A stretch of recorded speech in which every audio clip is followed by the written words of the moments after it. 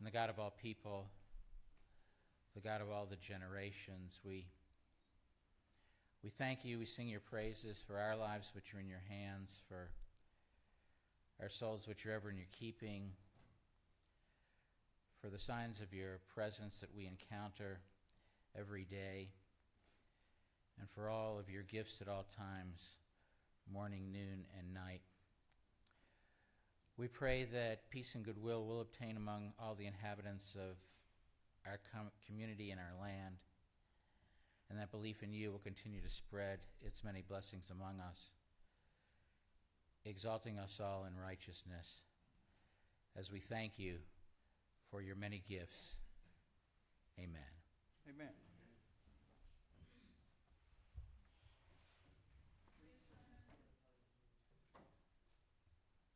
I pledge allegiance to the flag of the United States of America and to the republic for which it stands, one nation, under God, indivisible, with liberty and justice for all. Thank you. Be seated.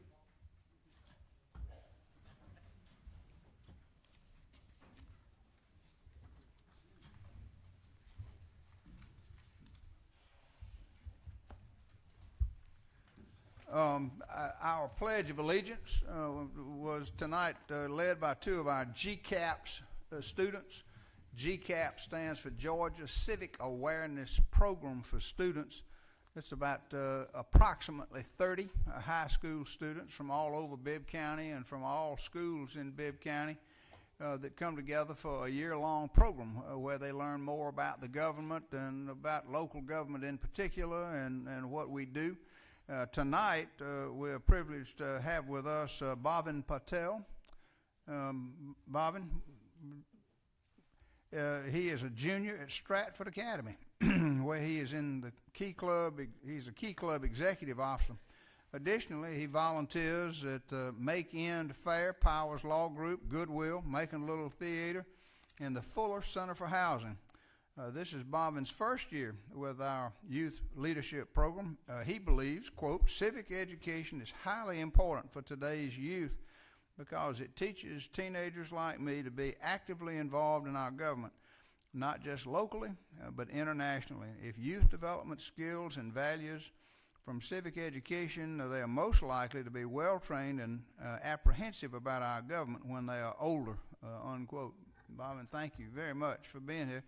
And Karina Hernandez Perez is also here with us, a junior at Westside High School, where she has been on the AP Honor Roll. That's Advanced Placement Courses, I think. AP Honor Roll, stellar student in world literature and composition, outstanding performer in the AP Human Geography. She ranks third in her class and believes, quote, civic education is important so that youth can know their rights and obligations in society. And she hopes to learn more about how the government works and how it helps our community and wants a better understanding on how she can help our community. So to Bobin and Karina, thank you very much. I applaud you for what you're doing and for your success in high school. Very good.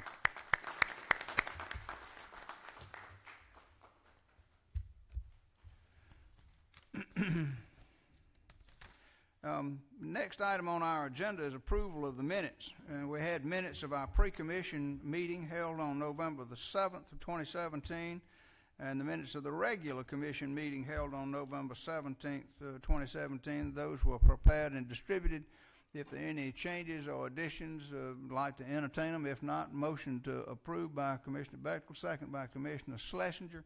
All in favor of approval of the minutes signify by saying aye. Opposed, no. The ayes have it, and the minutes are approved. Next are invited guests, and there is only one invited guest, and he's a commissioner himself. Commissioner Tillman is going to talk to us at my request about the mayor and commissioner's motorcade. So I'll ask Commissioner Tillman to address us, please. Thank you, Mr. Mayor. If it's okay, I'll do it from here. Yes, sir. Thank you. GMA back in the 50s started the mayor's motorcade, and it's to benefit those that are mentally ill that was in the Milledgeville area and now even the Dublin area. So you can't show video and photos of these folks, but they actually put on a great show and performance for everybody. It's really, really great. So up till November 30th, the bins that are out front and out in the foyer, we encourage you to bring your items for adults, and or you can make a donation to Macon-Bibb county government to support and make sure that those that are mentally ill and in those health facilities receive Christmas gifts and Christmas items. We ask you to please support it, please donate, asking the commissioners as well to lead the way with that effort. And on December the 5th, this community, led by our sheriff and our fire department, will form a motorcade to travel to Milledgeville and or Dublin to distribute those items and be entertained by those at that facility. So thank you. We really, really need your support. Thank you, Commissioner Tillman. As I said, I don't believe there are any other invited guests, but we are privileged to have Senator David Lucas, who came in to join us. Senator Lucas, thank you very much for being here. But this also reminds me to give a report to you that Senator Lucas asked me to look into, and that's about progress on Jeffersonville Road. We've been trying to get Jeffersonville Road not just repaved, but rebuilt, and the bridge level raised for more than 20 years. It's been a long time coming. It was on the road improvement list in 1994. And was delayed and pushed back, but we're getting very close to having construction actually to begin on that. The most recent agenda that I have indicates that the bid solicitation or issue solicitation will be January the 29th of 2018. They'll open the bids that they receive on the 1st of March. They hope to have a contract awarded by April the 5th. And a notice to proceed on April the 19th. That's the good news. So the Jeffersonville Road project will commence hopefully on April the 19th. The bad news, if there is any bad news, is that the complete construction is estimated at October the 15th of 2020. So it'll be under construction for between 2 and 3 years there. But I'm very excited with the progress that we're all making on Jeffersonville Road. And Senator Lucas, thank you for your continued efforts to accelerate and push that forward. If any way we can make it move faster, we'll do it. And thank you very much for being here with us tonight. There are, I'm advised, no public comments on agenda items, those items that we're going to vote on tonight. For those that want to talk to us about non-agenda items, we'll get to you a little bit later in the program. The other thing we need to do is to amend our agenda for tonight to add a couple of items that came up and were discussed in the pre-commission. That would include the elimination or deletion of item T, which was a resolution to deny an alcoholic beverage license. The Committee of the Whole voted to take that off of the agenda, and they voted it down in pre-commission. But they did add items U and V tonight. One, item U, that's going to cancel a couple of future meetings because of the upcoming holidays. And item V is a time-sensitive matter to accept a contribution from Leadership Macon for some fitness stations out at Amerson River Park. Can I get a motion to delete item T and to add items U and V? By Schlesinger and second by Allen. All in favor of doing that much signify by saying aye. Opposed, no. Then the agenda is so amended. And now the consent agenda, which is for the issuance of alcoholic beverages. We have an action in Committee of the Whole to remove from the table the application for an alcoholic beverage license at ESPOM, a facility out on Bloomfield Road. Commissioner Bechtel? Yes, 2 weeks ago when this was considered, there was a motion made to table this item. I would like to make a motion at this time that we take that matter off the table and put it on the consent agenda for consideration tonight. And a second by Commissioner Allen. Further discussion? Hearing none, all in favor of taking this item off the table and adding it to the consent agenda. Commissioner Tillman, you want to address this point? Yes, sir. I'd just like for us to vote on it separately. Okay, we'll let me add it to the agenda, and then we'll get to that. So all in favor of adding this to the consent agenda signify by saying aye. Opposed, no. You got two noes, Commissioner Tillman and Mayor Pro Tem Bibb. But the ayes have it, so that item will be added to the consent agenda. Next, then, on our agenda for tonight are reports from standing committees, Operations and Finance Committee. That report will be given to us by Chairman Bechtel. Chairman Bechtel, report from Operations and Finance, please, sir. Thank you, Mr. Mayor. The Operations Finance Committee met on November 14, 2017, took the following action. Approved the appropriation of $137,100 from the sponsored programs account for the rebeautification project at the Macon Centralplex Coliseum and the Convention Center. Also approved an agreement with Cooper Lighting LLC, a feesless lighting in the amount of $415,000 for lighting to be installed at Macon Coliseum to be paid from the 2017 SPLOST bond proceeds. Also approved a lease agreement with the Middle Georgia Regional Commission for office space located at 175C Emory Highway for the annual lease amount of $100,008 for a one-year lease. Also authorized the employees of Urban Development Authority to receive the health, dental, vision, and life insurance benefits offered to county employees. Also approved BB&T recommendations related to helping control the county's cost in providing 2018 health insurance plan coverage. And that concludes the items considered at the Operations Finance Committee last Tuesday.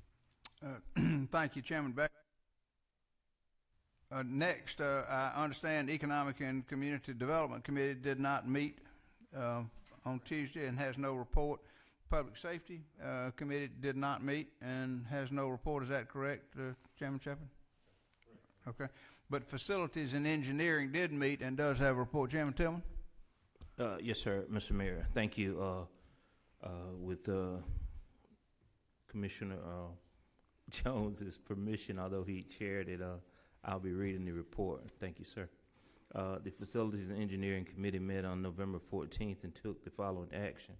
The committee approved sending a letter to the Georgia Department of Transportation indicating support for the potential installation of a roundabout at the intersection of State Route 11, State Route 49, and State Route 247, the Seven Bridges intersection.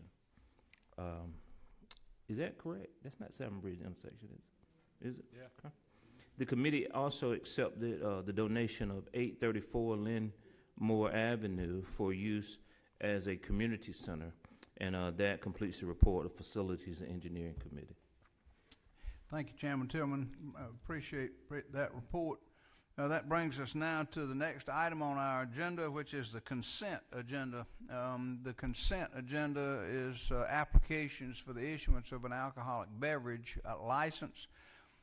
Each of these items were accompanied by the required items, which include the sheriff's certification that an appropriate and satisfactory background check has been done on the applicant, from the business license division to say that the appropriate fees have been paid, a certificate of zoning compliance, and a measurement form from the county engineer to say that all of the required separation distances from the location to other specified establishments are met, and the copy of the certification from the Macon Telegraph about the ad that was run in the paper. So each of these applications had all of those certifications attached to it.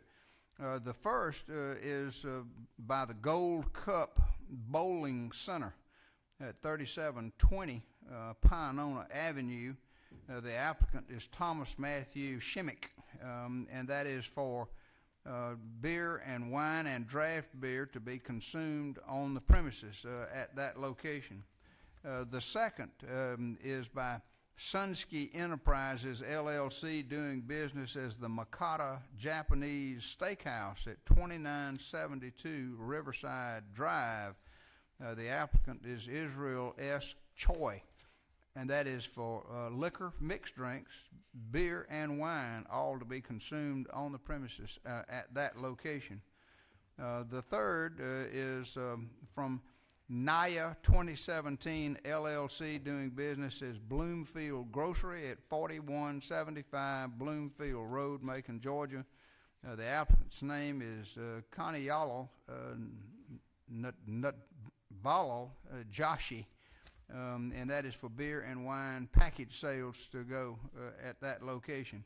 And the fourth is by new alcoholic beverage license for ESPOM Sports Bar and Cafe, located at 2822 Bloomfield Road in Macon. The committee of the whole recommends approval of all four. Does anybody want one or more of those voted on separately? Commissioner Tillman, did you understand? Did you want to make a motion to vote on the ESPOM separately? Okay.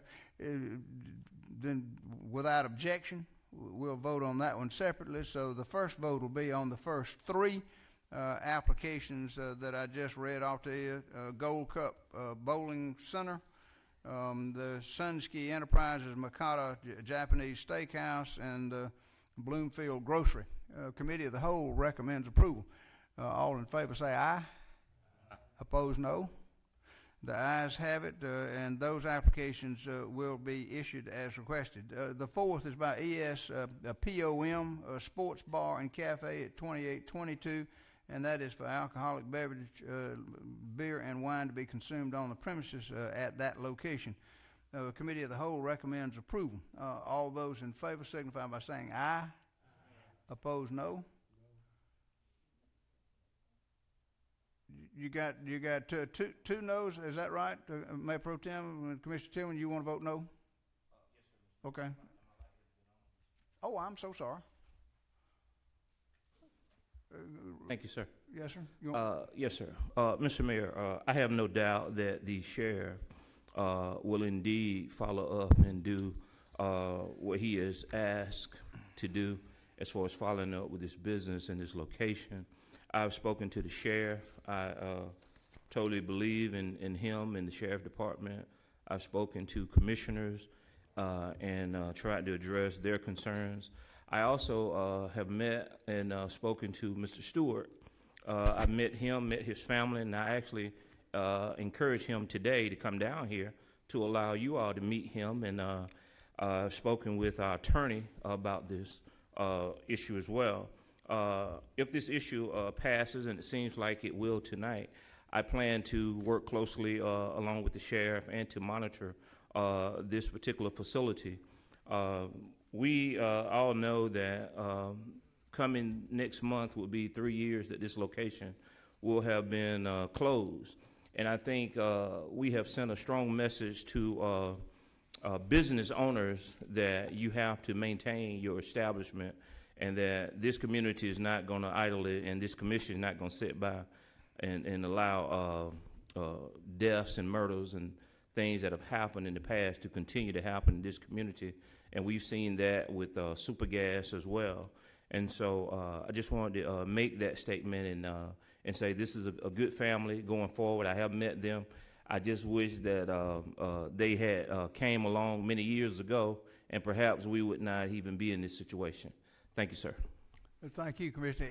Is there further discussion? I think I've already called for the vote, but let me just be sure that nobody changed their mind. All in favor of issuance of the light? I'm sorry. No, I mean,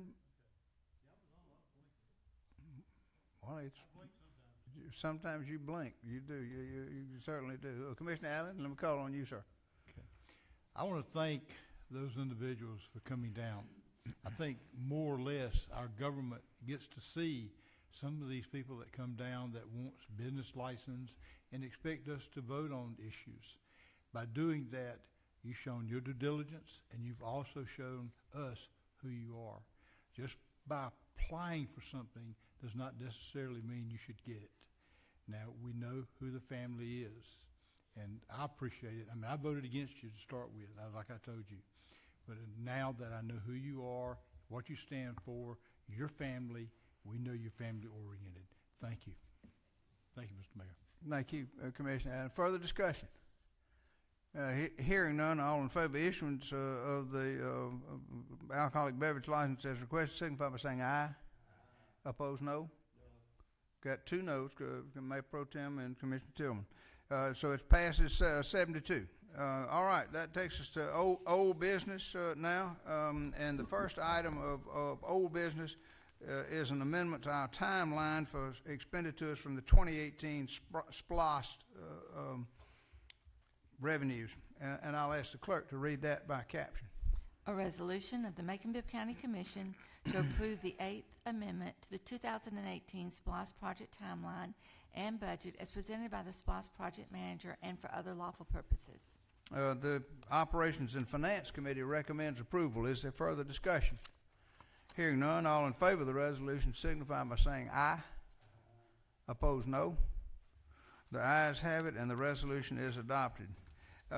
Next is an ordinance appropriating and authorizing the appropriation of money from the 2017 SPLOST bond proceeds to provide for lighting at the Coliseum, and I'll ask the clerk to read that by caption. An ordinance of the Macon-Bibb County Commission approving and authorizing the appropriation of $415,000 from the 2017 SPLOST bond proceeds to provide funding for lighting to be installed at the Macon Coliseum and for other lawful purposes. Operations and Finance Committee recommends approval. Is there further discussion? Hearing none, all in favor of the ordinance signify by saying aye. Opposed, no. The ayes have it, and the ordinance is adopted. And next is a resolution to authorize a contract for the lighting for which we just appropriated the money, and I'll ask the clerk to read that by caption. A resolution of the Macon-Bibb County Commission authorizing the mayor to execute an agreement with Cooper Lighting, LLC, and Ephesus Lighting in the amount of $415,000 for lighting to be installed at the Macon Coliseum to be paid from 2017 SPLOST bond proceeds and for other lawful purposes. Operations and Finance Committee recommends approval. Is there further discussion? Hearing none, all in favor of the resolution signify by saying aye. Opposed, no. The ayes have it, and the resolution is adopted. Next is an ordinance to appropriate $137,000 from the sponsored programs account for rebeautification project at the Macon Centerplex and Convention Center, and I'll ask the clerk to read that by caption. An ordinance of the Macon-Bibb County Commission approving and authorizing the appropriation of $137,100 from the sponsored programs account for the rebeautification project at the Macon Centerplex Coliseum and Convention Center and for other lawful purposes. Operations and Finance Committee recommends approval. Is there further discussion? Hearing none, all in favor of the ordinance signify by saying aye. Opposed, no. The ayes have it, and the ordinance is adopted. Next is item E, which is a resolution for lease space to the Middle Georgia Regional Commission, and I'll ask the clerk to read that by caption. A resolution of the Macon-Bibb County Commission authorizing the mayor to execute a lease agreement with the Middle Georgia Regional Commission for the lease of office space located at 175-C Emory Highway for the annual lease amount of $100,000.08 for a one-year period from July the 1st, 2017 to July the 30th, 2018 in substantially the same form as attached hereto as Exhibit A and for other purposes. The Operations and Finance Committee recommends approval. Is there further discussion? Hearing none, all in favor of the resolution signify by saying aye. Opposed, no. The ayes have it, and the resolution is adopted. Next is item F, and that is a resolution to extend insurance coverage to employees of the Urban Development Authority, and I'll ask the clerk to read that by caption. A resolution of the Macon-Bibb County Commission to authorize employees of the Macon-Bibb County Urban Development Authority to receive the same health, dental, vision, and life insurance benefits offered to Macon-Bibb County employees to provide employee payroll services and for other purposes. Operations and Finance Committee recommends approval. Is there further discussion?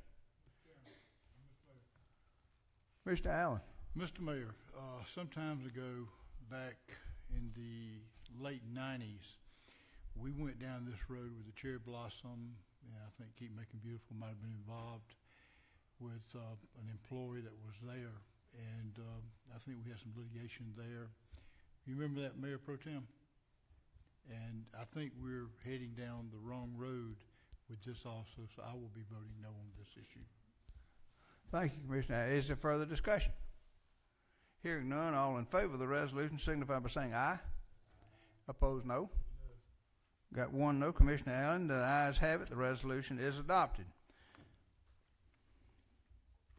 Next is item G, which is a resolution to approve BB&T recommendations relating to our 2018 health insurance plan, and I'll ask the clerk to read that by caption. A resolution of the Macon-Bibb County Commission to approve and adopt BB&T's recommendations related to helping control Macon-Bibb County's cost in providing 2018 health insurance plan coverage and for other lawful purposes. Operations and Finance Committee recommends approval. Is there further discussion? Commissioner Jones? Mr. Mayor, is this are these the recommendations that we voted on as far as the 3 steps to help control costs, or is this something after that? This was actually something after that. These were some very slight, small recommended changes after the ones that we initially talked about. And what this would do is to increase by 0.25% the administrative fee paid to BB&T for their work in administering the plan, and it's a difference of from $42.68 per customer per month to $43.75. That's your 0.25% increase per customer per month. Oh, I'm sorry, paid to Blue Cross Blue Shield. I misspoke. I said paid to BB&T. Paid to Blue Cross because BB&T is our consultant. I'm sorry, I misspoke. So paid to Blue Cross Blue Shield. So, but the figures are correct, and it's a 0.25% increase per customer per month for the 2018, and then there's an additional amount for 2019.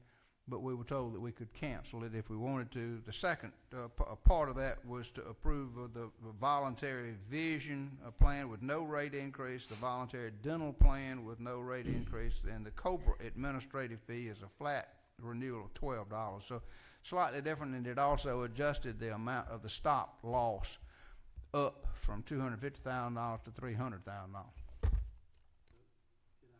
Yes, sir.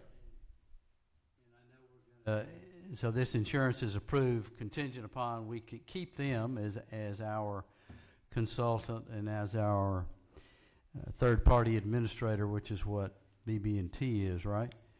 Yeah, right. BB&T is the consultant. Blue Cross Blue Shield is the actual administrator. Third-party administrator. So it's going to be interesting to see and when these bids open up, because my understanding is Blue Cross Blue Shield owns the pharmacy plan. They also own the reinsurance plan. They own both of those. So there's not really any competition there. It's kind of we've got it all. But so that's going to be interesting to look at in the first quarter of 2018. Okay. Commissioner Lucas, I got your light on next. Thank you. Mr. Mayor and fellow commissioners, I'll be voting against this. Just like I voted against the rate increases for our employees. Looks like the ones that are getting all of the bad news is our employees, whereas these folks who are already getting substantial amounts of money from Macon-Bibb are getting an increase and will then ask for another increase after that. I think we need to wait until we rebid and then look at any adjustments in the fees being paid. But we haven't waited to place this on our employees. And I got a call from a retiree who said that their family coverage was going up over $100 per pay period, I believe, and I think there are 2 pay periods. So you can imagine how that hits someone who's on fixed income, and I'm sure that's not the only person who's impacted in that way. So I just think that there's something out of order when you increase the fees that you're paying somebody, but then you keep increase the amount of money that you're paying them, but you also continue to increase the premiums that our employees and retirees are required to pay. So I'm going to vote no on this. Thank you, Commissioner Lucas. Further discussion? Hearing none, all in favor of the resolution signify by saying aye. Opposed, no. You got two noes, Commissioner Lucas and Commissioner Allen. 1, 2, 3, 4, 5. 5. 1, 2, 3, 4, 5. 5 to 2. 5 to 2. The ayes have it. The resolution is adopted. Next is item H, which is a resolution to authorize the mayor to execute an indication of support for a roundabout at 7 Bridges, and I'll ask the clerk to read that by caption. A resolution of the Macon-Bibb County Commission authorizing the mayor to execute an indication of support with the Georgia Department of Transportation for the potential installation of a roundabout at the intersection of State Route 11, State Route 49, at State Route 247, the 7 Bridges intersection, in substantially the same form as attached hereto as Exhibit A and for other lawful purposes. The Facilities and Engineering Committee recommends approval. Is there further discussion? Commissioner Lucas. Thank you. I wanted to state there was a pedestrian safety review committee meeting here this morning, and in that meeting they were made aware that we were in the process of approving this change to the traffic, to the lighting and all of that out at 247, State Route 247. And they asked that we be informed that they are in full support and appreciated the opportunity to come before the commission and to say that we needed to always look at pedestrian safety as a part of these new roadways or improvements to the roadways. And indeed, this new plan does incorporate pedestrian safety features in it. So they give their endorsement to this resolution. Good. Thank you, Commissioner. Is there further discussion? Hearing none, all in favor of the resolution signify by saying aye. Opposed, no. The ayes have it, and the resolution is adopted. Next is item I, which is a resolution to authorize the acceptance of the donation of 834 Linmore Avenue, and I'll ask the clerk to read that by caption. A resolution of the Macon-Bibb County Commission to authorize the acceptance of a donation of 834 Linmore Avenue, Macon, Georgia, for use as a community center and for other lawful purposes. The Facilities and Engineering Committee recommends approval. Is there further discussion? Hearing none, all in favor of the resolution signify by saying aye. Opposed, no. The ayes have it, and the resolution is adopted. Next, item J is a resolution to establish the membership of the SPLOST Advisory Committee, and I'll ask the clerk to read that by caption. A resolution of the Macon-Bibb County Commission establishing the Macon-Bibb County SPLOST Advisory Committee, appointing committee members, and for other lawful purposes. Committee of the Whole recommends approval. Is there further discussion? Hearing none, all in favor of the resolution signify by saying aye. Opposed, no. The ayes have it. The resolution is adopted. Next is item K, which is an appointment to the Macon Housing Authority, and I'll ask the clerk to read that by caption.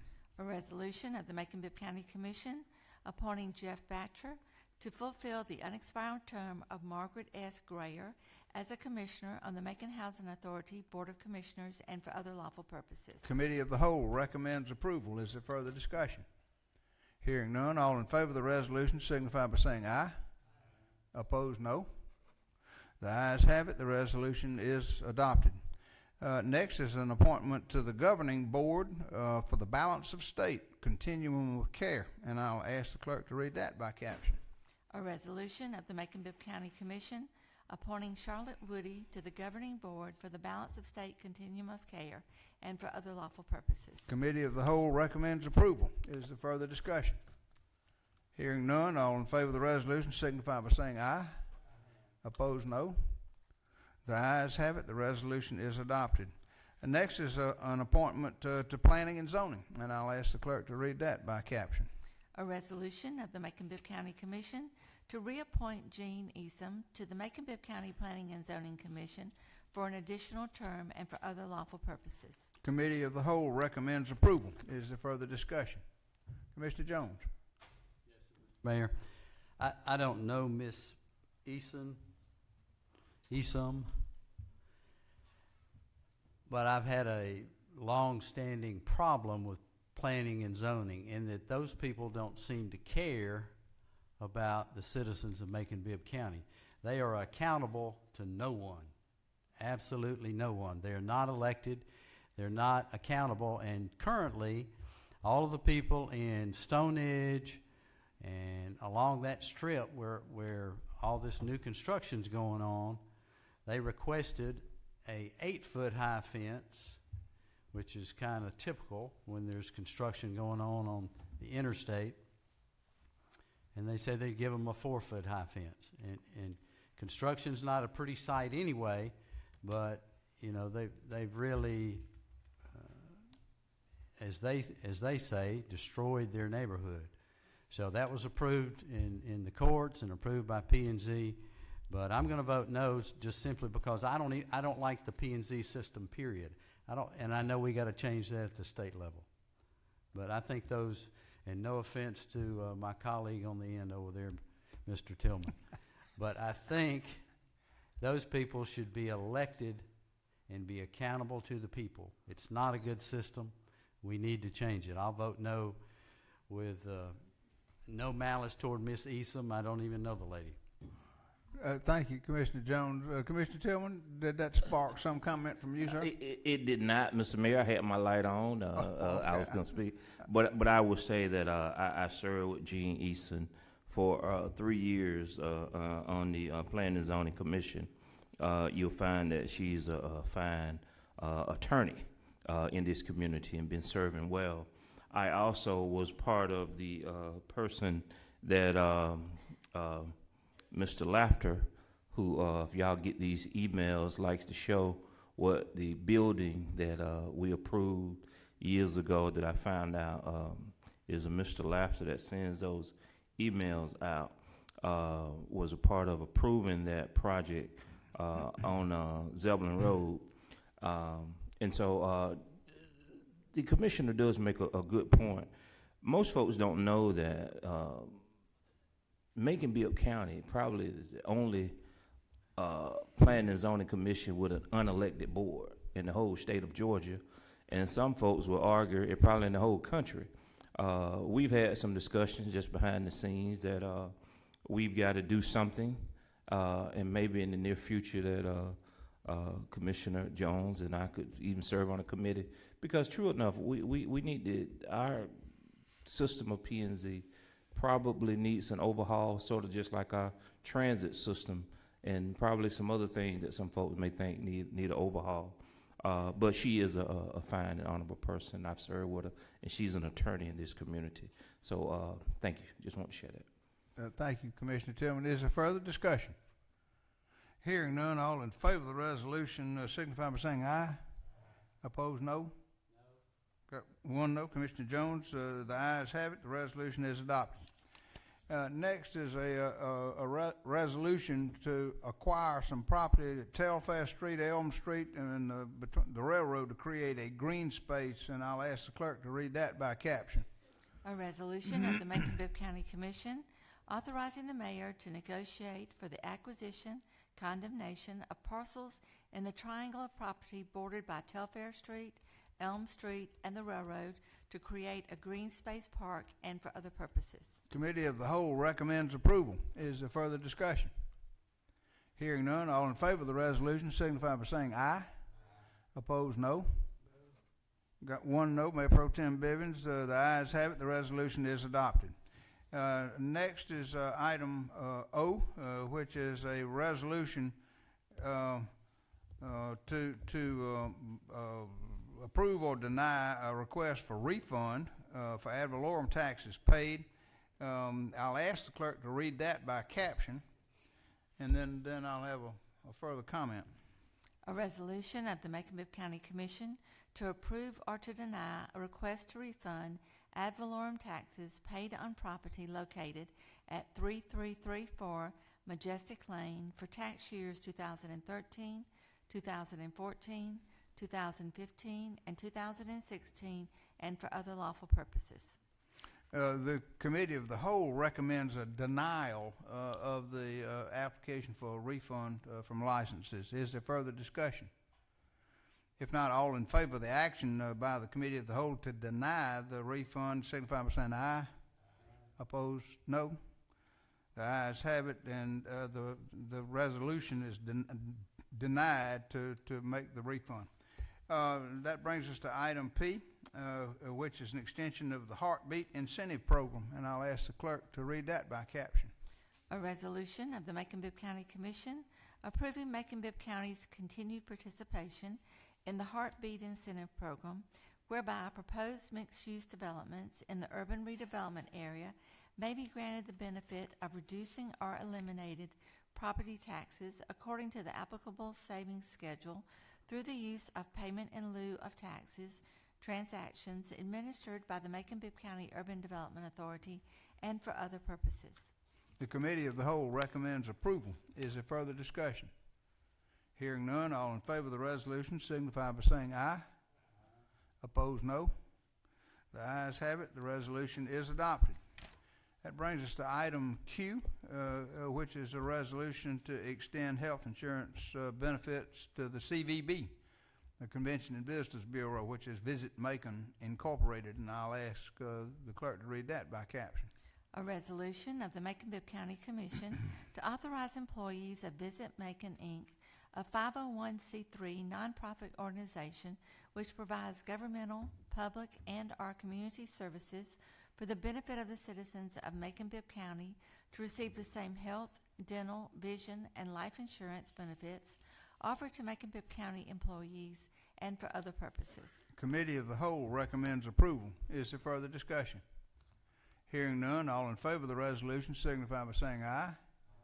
Opposed, no. The ayes have it. The resolution is adopted. Next is a resolution to authorize the mayor to execute an agreement for construction of the office at Bloomfield Gilead Gymnasium, and I'll ask the clerk to read that by caption. A resolution of the Macon-Bibb County Commission to authorize the mayor to execute an agreement with WLS Construction, Inc. for the renovation of the Bloomfield Gilead Gym office in the amount of $173,875 to be paid from the 2017 SPLOST bond proceeds and for other lawful purposes. The Committee of the Whole recommends approval. Is there further discussion? Hearing none, all in favor of the resolution signify by saying aye. Opposed, no. The ayes have it. The resolution is adopted.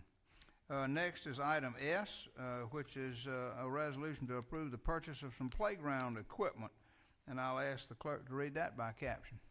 A resolution of the Macon-Bibb County Commission to approve a purchase and sales agreement with Playcore Wisconsin, Inc., doing business as Game Time, for playground and outdoor equipment for Central City Park in the amount of $124,982.98 to be paid from 2017 SPLOST bond proceeds and for other lawful purposes. The Committee of the Whole recommends approval. Is there further discussion? Hearing none, all in favor of the resolution signify by saying aye. Opposed, no. The ayes have it, and the resolution is adopted. Item T was deleted from our agenda tonight. That brings us to item U, which is the cancellation of 3 of our meetings in the future because of conflicts with holidays. And I'll ask the clerk to read that by caption. An ordinance of the Macon-Bibb County Commission authorizing the cancellation of the regularly scheduled commission meeting scheduled to take place on Tuesday, December the 5th, 2017, due to a lack of quorum. The cancellation of regularly scheduled commission meetings scheduled to take place on Tuesday, December the 26th, 2017, and Tuesday, January 2nd, 2018, pursuant to Section 225A, as they fall on legal holidays and for other lawful purposes. Committee of the Whole recommends approval. Is there further discussion? Hearing none, all in favor of the ordinance signify by saying aye. Opposed, no. The ayes have it. The ordinance is adopted. That brings us to item V, which is a resolution to authorize the acceptance of a fitness circuit out at Emerson River Park from Leadership Macon, and I'll ask the clerk to read that by caption. A resolution of the Macon-Bibb County Commission authorizing the mayor to accept the donation of a fitness circuit as a donation to Macon-Bibb County from Leadership Macon to be installed at Emerson River Park and for other lawful purposes. Committee of the Whole recommends approval. Is there further discussion? Hearing none, all in favor of the resolution signify by saying aye. Opposed, no. The ayes have it. The resolution is adopted. There is no new business for us to read at this point, ladies and gentlemen, but I anticipate that there may be some additional resolutions and or ordinances prepared by the attorney's office. I don't know when we'll publish that agenda since we're on holiday this Friday. I guess we'll publish it Wednesday, so check your agenda Wednesday and we'll find out what we're going to have on our meeting next Tuesday, November the 28th, beginning at 9 o'clock a.m. in the committee meeting room behind us, 9 o'clock a.m. But check your agenda. That'll come out and be published on when it should be a fairly light agenda, I would think, because of the holidays coming up Thursday and Friday of this week. That brings us now to the public comments on non-agenda items, and there are several people that want to speak to us tonight. First is Duncan Soror, who wants to talk to us about the Riverside Drive pedestrian gateway. Mr. Soror, thank you very much for being here with us. You're recognized for 5 minutes, sir.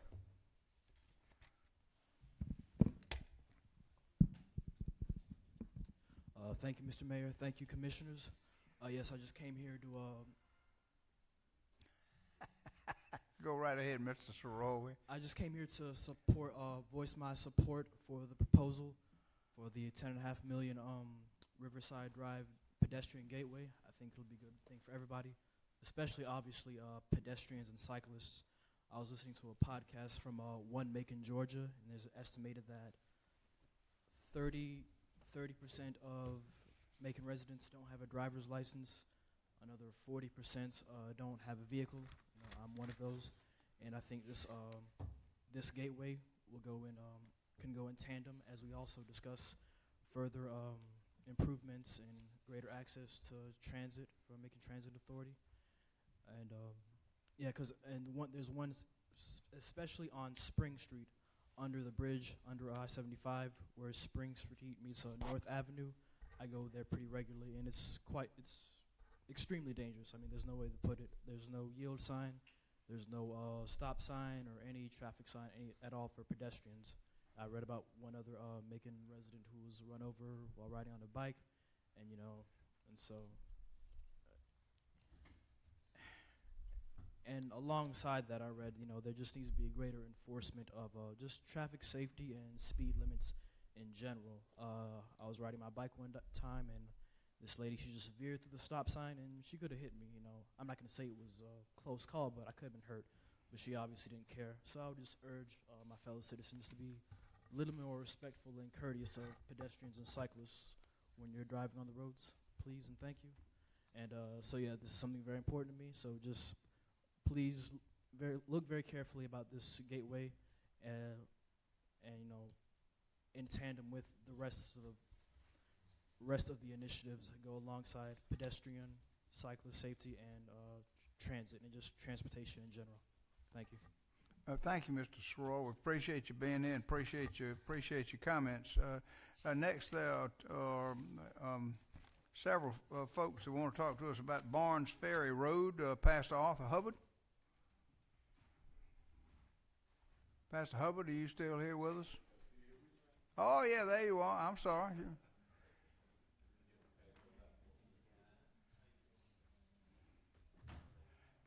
You are recognized for 5 minutes, sir. Do I have time to let him pass them out? Wait, right quick. Wait.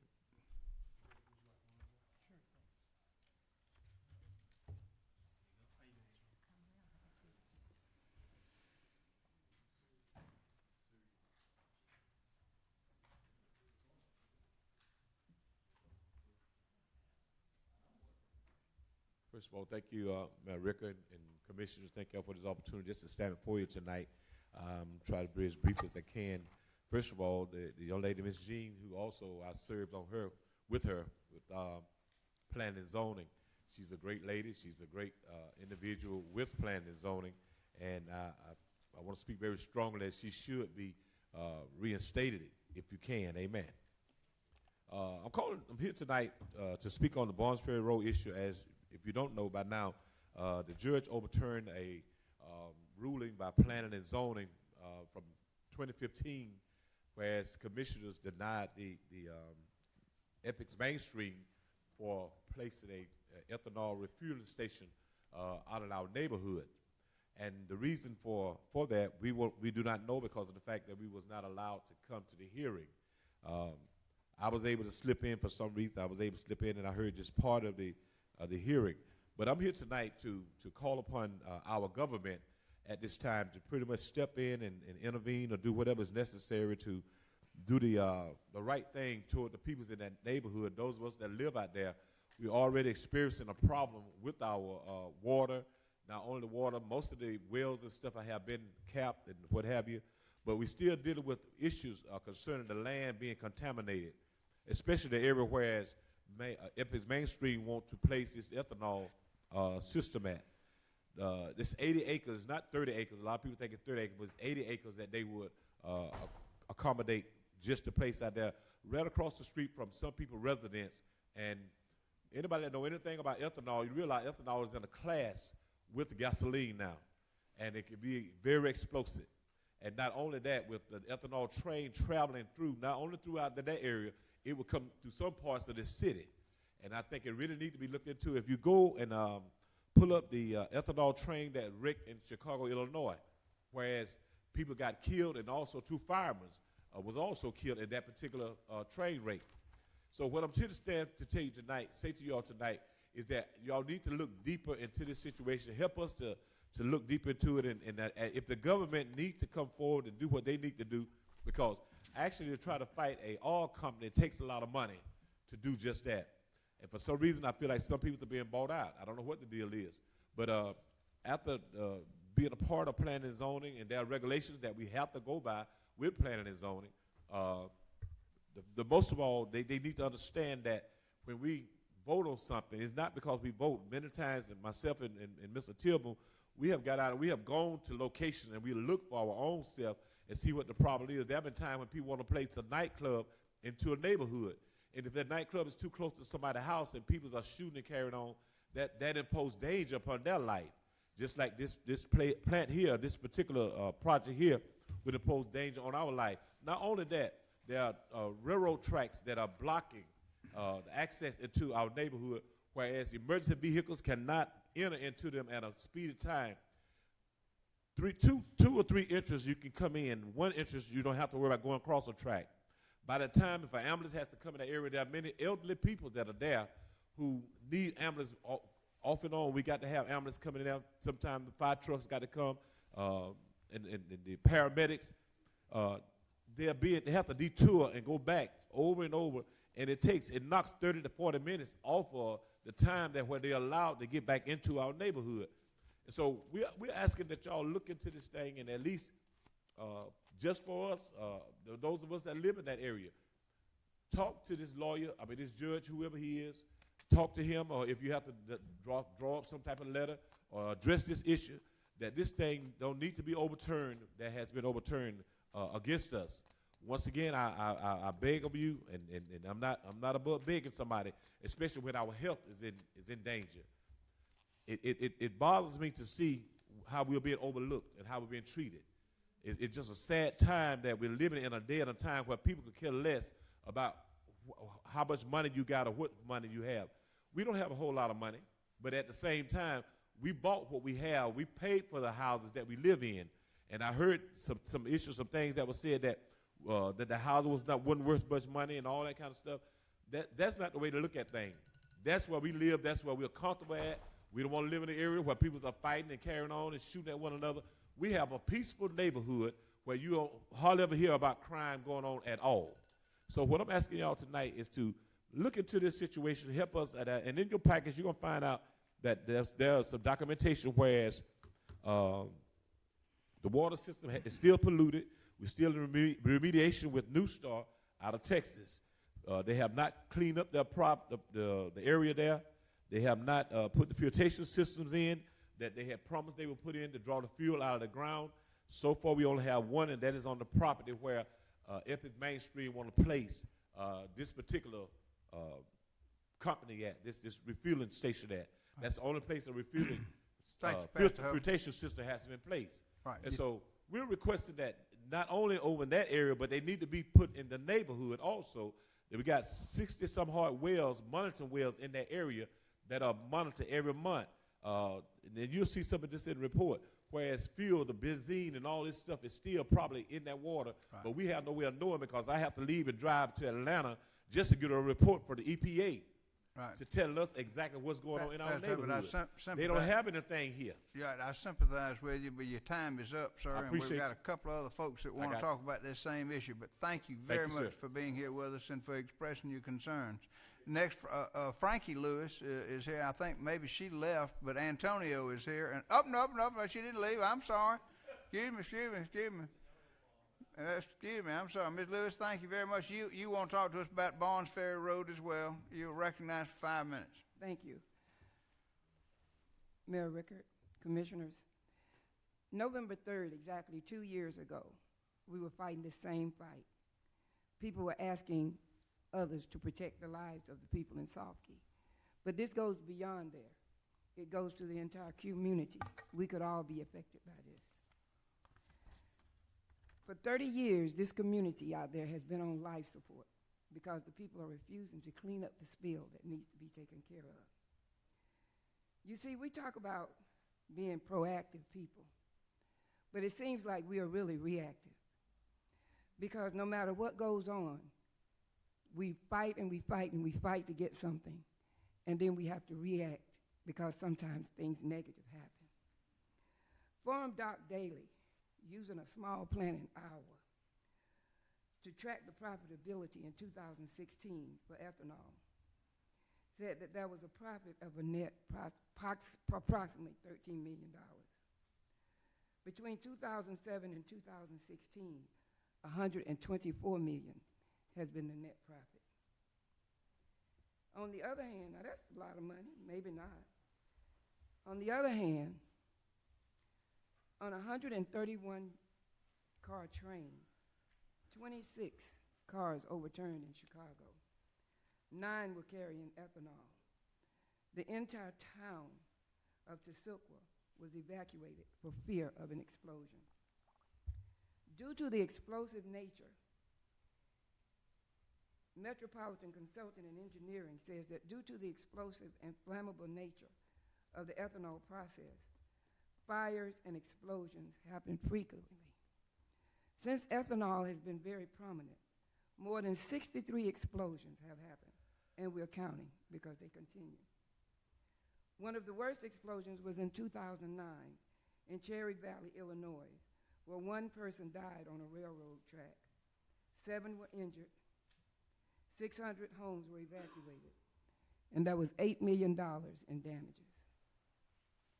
As stated, several incidents have occurred with a cost of $1.9 million to the railroad tracks alone.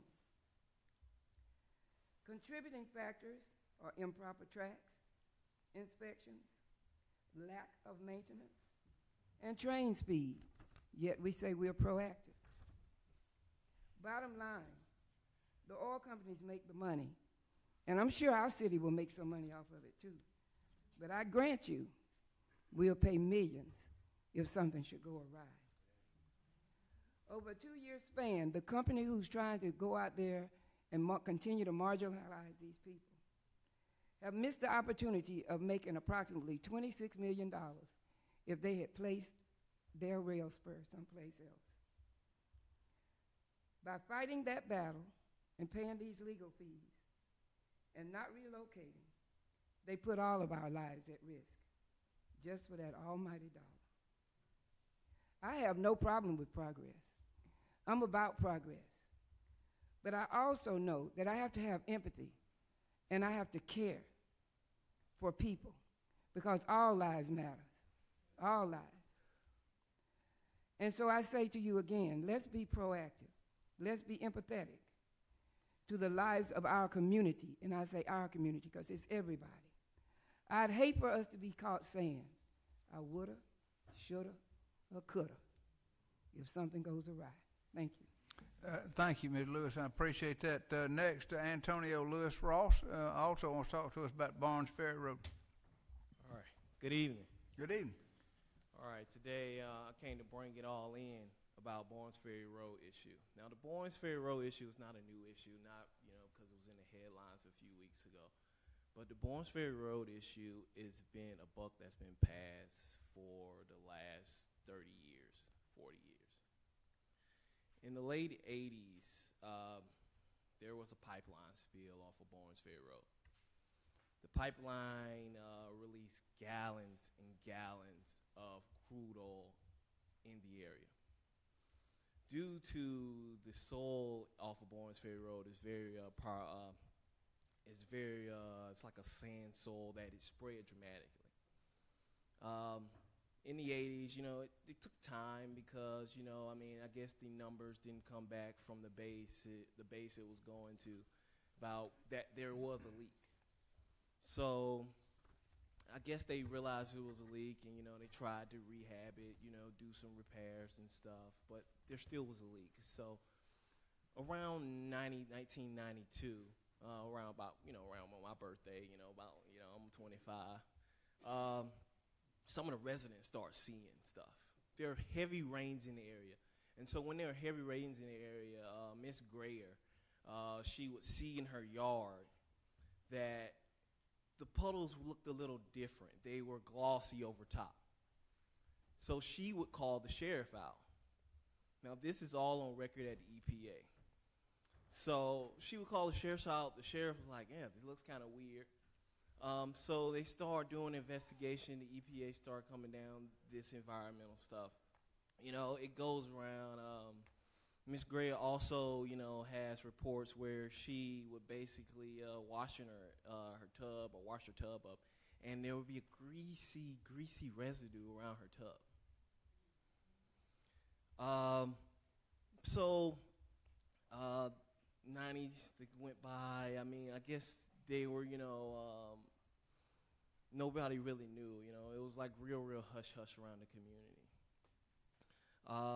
And so in the early 2000s, that's when letters start going out to the residents. Like, hey, they would come to the residents and be like, hey, we want to close your well. We will pay for your water bills for the rest of your life. And so it was like, well, I guess, sure. And then these letters start coming out, which we have in these packets, where, they're saying, hey, do not drink that well water because it's contaminated with benzene, toluenes, different chemicals that could be cancer-causing agents. Now, we fast forward to today. Previous litigations due to the property over there, the property was transferred into an oil company's property. different things going on. But the neighborhood across from where the property of the old company, bought the property from, that was totally damaged. We fast forward to today, where this community is losing friends and relatives. I started doing research on this property 2 years ago, and they're having like funerals like more in common, and people are dying with the same illnesses of cancers, and they are, I hate to say it, I mean, it hits home. It's real to them. I might be giving you, facts or like, hey man, we have an issue down here, but it's real for this community. They're losing loved ones. It's a gentleman I've been seeing, he comes to the job every now and then. He died last week. I see him every now and then. He was losing weight. I didn't know what was wrong with him. I knew he stayed on Barnes Ferry, and I helped out with an incident. But he died. They had a funeral Saturday. He died of cancer. There's a smoking gun, and everybody's been passing the buck on it for 30 years. And, I usually don't speak on issues. I usually just help the community represent themselves in issues, but it's hurting. Because I see a community, when they came to these these planning and zoning community, they had this field. Look at it now. You got about 30 seconds. But to bring it home, this community is hurting, and they need a helping hand. They need answers. Thank you. Thank you very much for being here, Antonio. We appreciate you being here, appreciate your comments. Next, Mr. Willie Frazier wants to talk to us about Pleasant Hill and some of the things going on in Pleasant Hill. Mr. Frazier, thank you very much for being here. You're recognized for 5 minutes, sir. Thank you, Mr. Mayor. And to you all in this community, I feel you, and I feel your pain. And I'm going to take just a couple of seconds just to tell you that some of us do care. I'm going to take a few of my minutes that I want to talk about something. But then, too, Mr. Mayor, I talk about Pleasant Hill continually, not only because it's a historic district, but there are places that I'm trying to push towards being saved that I see that were staples in this city. The Art Jones Center, the Fade and Fire, the Booker T. Washington Center being closed and all of that, it irks me and it hurts me. Because just like I told you before, I even know a few of you, and that your names was on some of this stuff even from the beginning. And I do not want to see these places closed, and I do not want to see these places fade out in this city. And then on top of that, in this city, there's a thing that I care about, because you know what? I come here week after week, month after month, and I watch liquor stores be open, shot houses and places for people to go get drunk and drink be open, places of selling guns and different other things like that be open. I've been down at the hospital all this week. A close relative and close friend and family member of mine got shot in some of these same places because of some of these same causes this week, and I've been at medical center all week long, and it bothers me. Now, we talk about our city, and we talk about the things that we want to do and want to save. Let's stop opening up all these places and keeping us drunk and keeping us drugged up and keeping us shut off in a community where all we got to do is hurt one another and kill one another, because it's time out for that. It's time for us to know who we are and know what we are and stop destroying and tearing up our city and tearing down our city. It hurts me every day to see us do that. Now, we say certain other races and certain other things always turn around and keep us down. We said that's what's keeping us down. No, that's not what's keeping you down. You're killing yourselves. It's black on black crime. And I don't even like to talk about a certain gender or a certain color. When you can go out and kill yours and kill mine and all of this different stuff like that, how long do you think we're going to last? Before it's all over with, we'll be a society that is no more. Because you don't just kill one person. You don't just injure one person. You hurt a whole family. You hurt your mama, your daddy, your sister, your baby, your brother, your uncle. When they give you 200 or 300 years in jail, you done hurt a whole lot of folks, not including the folk that you just killed. You see what I'm saying? And it irks me and it bothers me and different stuff like that. And it might not move nobody else, but it moves me. There's a reason for why I come down here from week to week and stuff like that, because we need to make changes. I believe in being great. And in the beginning, I told you I believe in this city. Everybody talk against Macon, and a whole lot of folks leaving Macon, whether we recognize it or not. And I don't want them people to leave Macon. I don't want to leave Macon. But I'm almost at that area because I want to live. And I want to survive. And I want to make changes.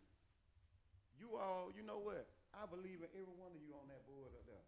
I've got your pictures in my phone. I got different other things of you all. I keep up with everything of you all. And you know what? Y'all are the 21st century. That means the century that I'm born in. And I believe in being great. And I believe in you being great in any kind of way that I can help that. Then I try to help that, because I don't come down here to bash you. I come down here because one day I want to walk out of this place and I want to see you get a standing ovation instead of somebody always putting you down. Or instead of somebody always talking up against you. But you know what? Every time we get up here and speak on this podium, we speaking for all the people in Macon. This ain't just all about me. Guess what? I don't have nothing in Pleasant Hill. I don't have nobody in Pleasant Hill. I don't have nobody in Linwood Cemetery. But you know what? I learned about all of the great people that's out there. And I learned about all of the stuff that they did. And it touched me enough to make me want to do something. Every time I go out there, I'm watching these people in bushes that you can't even see through. Graves, yeah, they gone. But the thing is, what they left us is what make the difference. If we knew what they left us, then guess what? We would turn around and change. Because people died for that very thing that they laid the rest out there for. They got different stuff in this city that they name continue to be on. They got buildings that they name continue to be on. And if we start honoring them and honoring ourselves, then guess what? We won't keep on going around this circle and around these cycles in this city. I love y'all, and I think the most of y'all, and I think the most of this city. And the thing about that is, I don't care what done happened in the past. I forgive y'all. Let's turn around and get it right and do it right so we can be loved in this city instead of all the time fighting every time we come down here. Thank you for your time, Mayor. Thank you very much, Mr. Frazier. Thank you very much. Cassandra Powell, is Sandy Powell? Ms. Powell? You want to talk to us about Jeffersonville Road, and you recognize 5 minutes. Okay. Pull that microphone down so we can hear you. Please, ma'am. And County Commissioners. Yes, I want to talk to you about Jeffersonville Road. This is an ongoing, long project that we are getting a little, we are really losing it with. I have been talking to Senator Lucas, and you can come when and defer some of the rest of my time. But anyway, this project has been going on, as you said, for 23 years. And Senator Lucas brought this money in for us back before this government consolidated. Now, Sardis Church Road, you went ahead and started the completion of that project last year in January. Nothing is going on out there. So my problem is, I want to know why East Macon is always kicked to the curb and we always got to wait. You know, how long? How much longer do we have to wait? I heard you say something at the outset about April the 14th, but why is it taking that long when all this money was already brought in here? The money was here, and it was earmarked. So what happened? I'm like my grandmama now. I want to know how come. Okay? So I just, you know, when it came to adequate fire protection, there again, it was approved prior to consolidating the government. We just get adequate fire protection this year with the Lindsay Edwards. Why do we always gotta wait so long? And we paying taxes by the same code everybody else is. Senator Lucas, I can defer my time to you.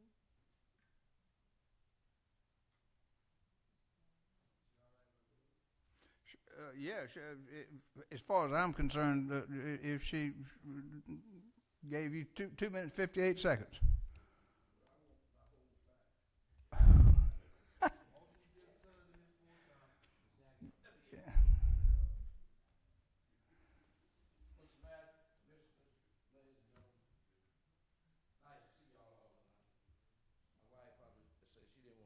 because the way I'm dressed, but I've been working all day.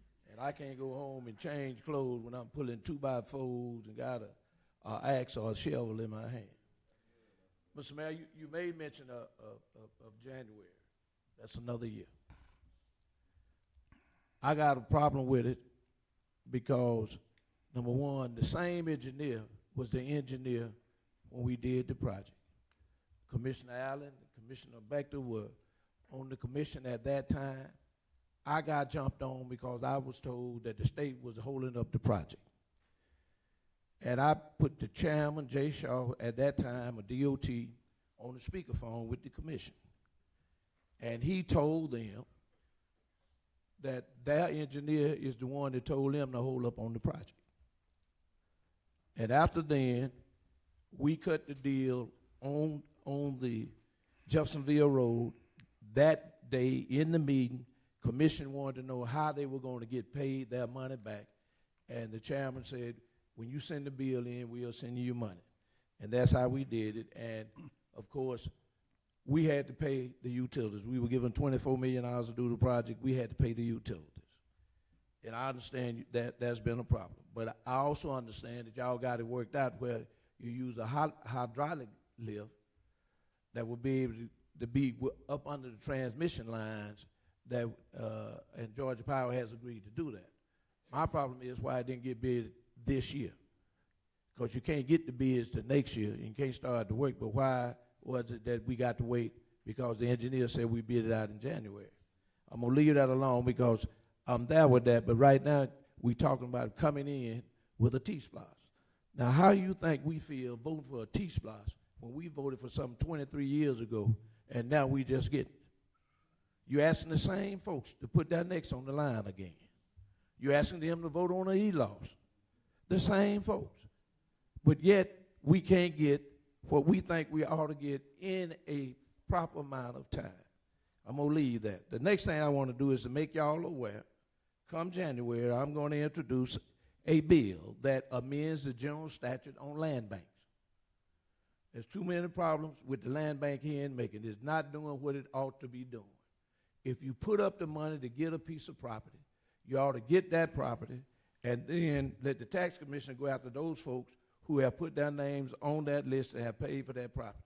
With the land bank, they want you to show how much you're going to spend on the house and then bring them a letter of credit from the bank or a certified copy of your bank account that you got enough money to do the project.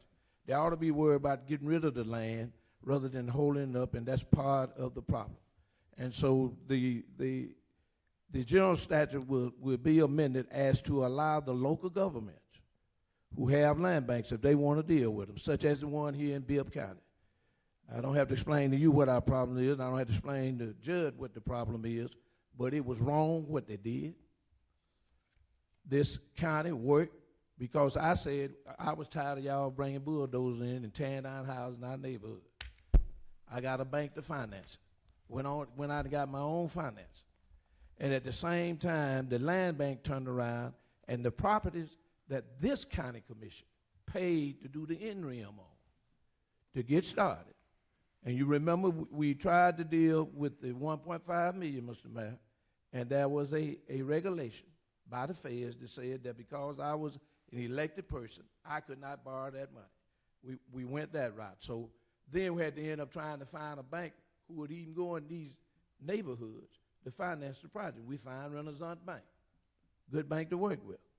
But at the same time, the land bank turned around and sold the properties off that they had no money involved in. It was the county commission money. And they did it because you asked for those properties back on a RFP to put out to bid, and you got them. And as soon as you did, they went and sold the other properties for a third of the cost. Now, they didn't tell me I could get it for a third of the cost. I was ending up having to pay $3,500. But they sold it off a third of the cost. And I went to the director herself and asked her, I said, why you just didn't call me and told me you had other folks interested in the property? And she looked at me and smiled and said, that's a good question. So I'm telling you, come January, there will be a bill introduced that will amend the general statute. Other communities don't have to do it, but it will amend the general statute where these local commissioners here can deal with the land bank, because the only thing you can do now, they can vote themselves to put one another off, but you can't do anything with them once you appoint them. And I just want to make you aware of it so you already know what's finna happen. Thank you, Senator Lucas. We appreciate you being here, appreciate your comments. Thank you for your service to our community, sir. Finally, Mr. Robert Curry wants to talk to us about Splosh Streets Recreation Center and guns and killing. You got 5 minutes and a lot of ground to cover, Mr. Curry. Rip and run then. All right, here we go. Greetings, everybody. Happy Thanksgiving. I thought I was going to be able to tell all y'all happy Thanksgiving for a chance, but some of them ducked out. But anyway, happy Thanksgiving, pass the word along. Mr. Mayor, I'm here again, like my brother say. I want to talk. I'm going to start with the SPLOST. I'm going to run fast like Senator Lucas. The SPLOST. Now, you had 190 million, then you got 280 more million with no accountability. You're talking about an advisory committee for the SPLOST fund, but the money gone. I guess the 190 million already gone. I don't know what's happening to the 280. We ain't got no check and balance for as I know. Might have to get the Justice Department in here or somebody. But anyway, I'm leaving that alone, because you know better than I know where the money is, where it went, or who buddied it out. Okay. Next thing I want to talk about, Mr. Mayor, is the street. Every time I wake up, it's a gateway project. Now, we done jumped from the gateway over by Mercer. Now, no disrespect to you, son. The gateway over on Riverside Drive, $10 million. And you had a meeting at 7:30 in the morning to 9 o'clock in the morning. Who coming to them? They don't even come to this meeting. Who coming to a meeting that time of the morning, cold as it is? I'm going to leave that alone. We ain't got no $10 million. We need the $10 million in the neighborhood, no, south, east, and west. We need the $10 million in those areas. We paying the taxes for the money. My brother, you might be riding a bicycle. I hope you get a car pretty soon. The roads from Martin Luther King up to Madison Avenue, ain't no homes on, that's commercial property. So the same gateway that you trying to make, if y'all do the 10 million, before y'all do Jeffersonville Road, which I believe y'all might try it, we need Log Cabin Drive straighten out properly like Forest Hill Road. We need lighting on the bridge.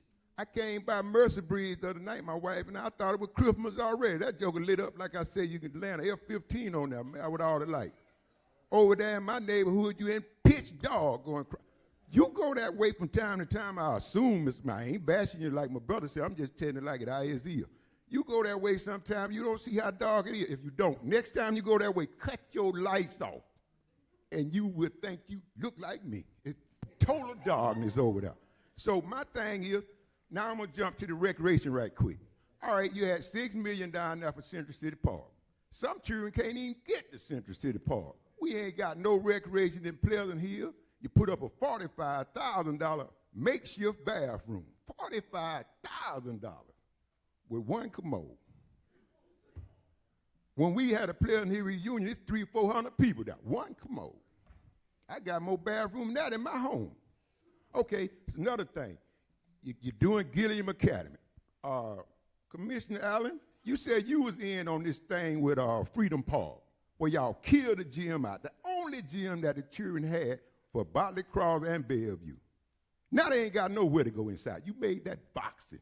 If you make a mistake, sir, you can correct it, because you had two or three gyms out there at Gilliam Academy, where you want to spend $100 and something $1,000 now to do something. The children in Botley Cross and Bellevue, you're spending $2.6 million on the Vine Hill Recreation Ballpark. Come on, them children don't even live in that area. They come there and play ball and go off.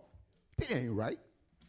Okay, like my brother said, Booker T. Washington, I was going to that center since I was a youth. Y'all let that die out. Why? You can't play fair with a crooked marble. I'm tired of coming down here with this same tune. But I'm going to pray harder. My wife said pray for y'all. I'm going to pray, and myself. I'm going to pray harder that y'all can see the light. A child is a child. When I come down here, I'm for the old people and the children. That's the future. And that's, if you don't know your past, you won't know your future. The old people is the past, but all of us going to get old. I get on the floor and can't hardly get up now. I used to spring up. But anyway, my thing is, the killing, Mr. Matt, you ain't said a mumbling word. President Trump ain't talk about the opioid. epidemic. It's an epidemic around here with this killing. And I woke up this morning. I thought I was dreaming. I seen this guy on TV say you was in the military. I did 26, Air Force 2 Army. You was in the military. You was a helicopter pilot, I believe. But anyway, this guy said he want an arms room in his neighborhood. He want to be able to sell weapons from his home. I'm saying, what is the madness this? Mr. Mayor, when we used to have to go draw down weapons in the war, we had to go to the arms room to get them. How this guy, all these illegal weapons, how they said planning and zoning passed that. How and why? You're buying it, you're getting it going from the criminal, then selling them back out there. I know my time up. Ain't But no I doubt. showed it. And you sure I'm have. enjoying your comments. I but know your that's time, your right. time's You up, just and a happy nine going to happy Thanksgiving, everybody. Happy One love. Thanksgiving, Mr. Griffin. Thank you very much. That brings us to the end of our agenda. Any points of personal privilege? If not, can I get a motion to adjourn? And without objection, we are adjourned. Thank you, ladies and gentlemen. Uh-oh, I just broke the